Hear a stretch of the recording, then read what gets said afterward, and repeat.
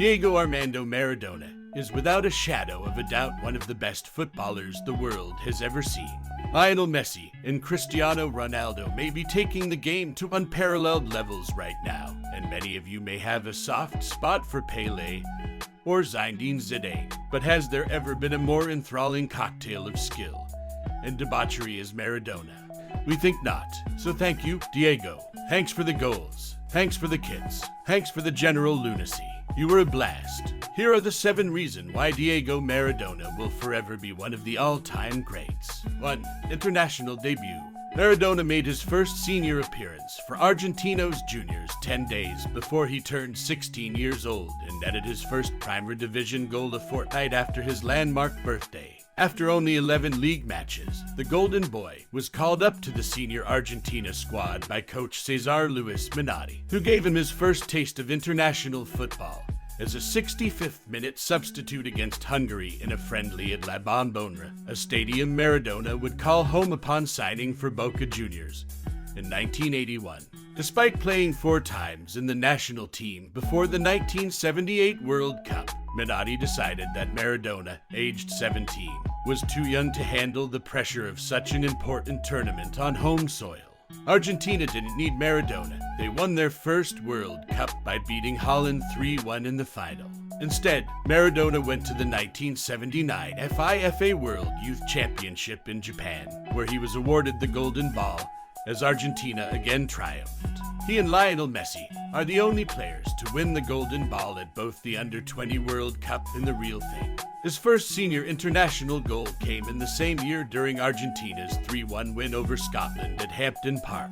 2. The 1986 World Cup. Despite missing out on the 1978 World Cup, Maradona went on to play in 4 other tournaments, starting in 21 consecutive matches for Argentina between 1982 and 1994.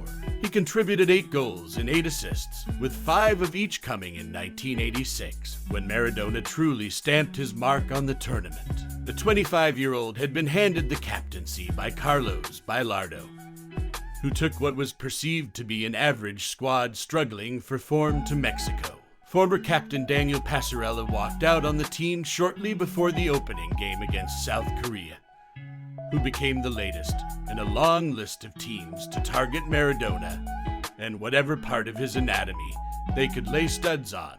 But Maradona, by now having moved from Barcelona to Napoli, had grown a thicker skin than that he had 4 years previously, when his World Cup ended in shame with a red card against Brazil.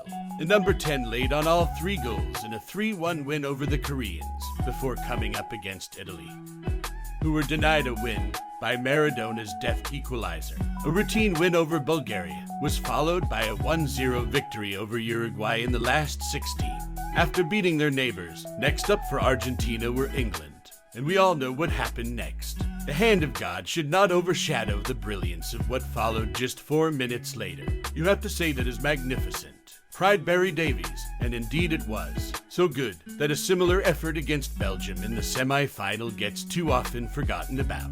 No one player can carry a nation single-handedly to a World Cup final, but Maradona came closer than anyone to achieving that. In the final against West Germany, his influence was slightly more stifled by Lothar Matthäus, but Maradona still laid on the winning goal with 7 minutes remaining after the Germans had just completed their fight back from 2-0 down.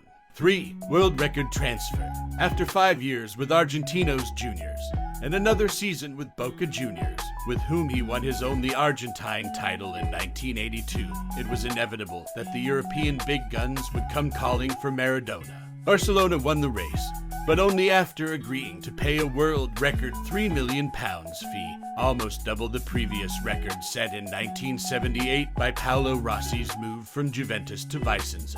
After 2 seasons in Spain that were marred by injuries, illness, and controversy, Barca believed it was best to allow Maradona to go to Italy, all the while making a tidy profit on their record buy. It's best for me to leave Barcelona and do so without creating any waves or saying anything critical, Maradona said at the time. I must say, though, that it is only because we are all civilized people that, at one of the meetings with the Barcelona directors, we didn't come to blows. Napoli paid £5 million for Maradona, which turned out to be peanuts. One local paper in Naples wrote that despite the lack of a mayor, houses, schools, buses, employment, and sanitation, none of this matters because we have Maradona. For Napoli glory. Napoli were no mugs when Maradona arrived as a World Cup winner in 1986. That they had never won the Serie A title. Indeed, no team from the South had before the 26-year-old rocked up. Maradona inspired a squad that won 167 Italy caps between them to take the next step and secure their first title, which prompted a week-long carnival in Naples. This was not the one-man team like history remembers it, but Maradona was undoubtedly the difference, finishing his maiden season in Italy as the club's top scorer and Player of the Year. After two subsequent runners-up finishes, Napoli secured their second and last Serie A title in 1990, just before the World Cup that Maradona was due to defend with Italy as hosts. By this time, Napoli had strengthened, with Brazil goal scorer Kerka joining Maradona in the forward line, and a young Gianfranco Zola tasting glory in his first season with the club. As forward lines go, that's not too shabby. 5. Snubbing Real Madrid. Even though Barcelona never saw Maradona's prodigious talent on a consistent basis, the flashes he offered were enough for Spanish supporters to understand they were in the presence of genius. Barca's great rivals Real Madrid also wanted Maradona when he was looking to move to Europe. And though he had already signed a pre-contract agreement with the Catalans, there remained work to be done on a deal.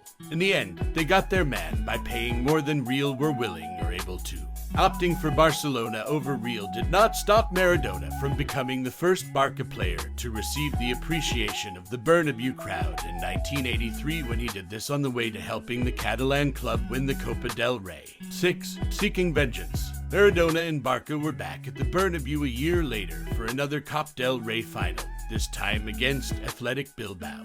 The two clubs had earlier that season, Andoni Goikoetxea, the butcher of Bilbao, almost succeeded in ending Maradona's career with the kind of assault that would see anyone serve time if it was committed on the street. Goikoetxea, perhaps unsurprising given his nickname, didn't waste time with faux remorse. Indeed, he claimed to have kept the boot that did the damage in a glass case at his home. So when the two sides met in the final, an Athletic Bilbao triumphed after kicking Maradona up. And down the Bernabeu, the little genius decided to seek retribution. Disgraceful scenes though they may have been to some, the King of Spain included, to the less sanctimonious of us, Maradona's pursuit of vengeance only enhanced his legend. 7. Heading loose with Diego. Andrea Pirlo isn't a fan of pre-match warm-ups. I hate it with every fiber of my being, he wrote in his autobiography. It actually disgusts me. It's nothing but masturbation for conditioning coaches. Maradona, though, played long before sports science was a thing. That is it, guys. Please make sure to give the video a thumbs up, subscribe to the channel, and turn on your notification bell so as to get notified when I will be posting my next video.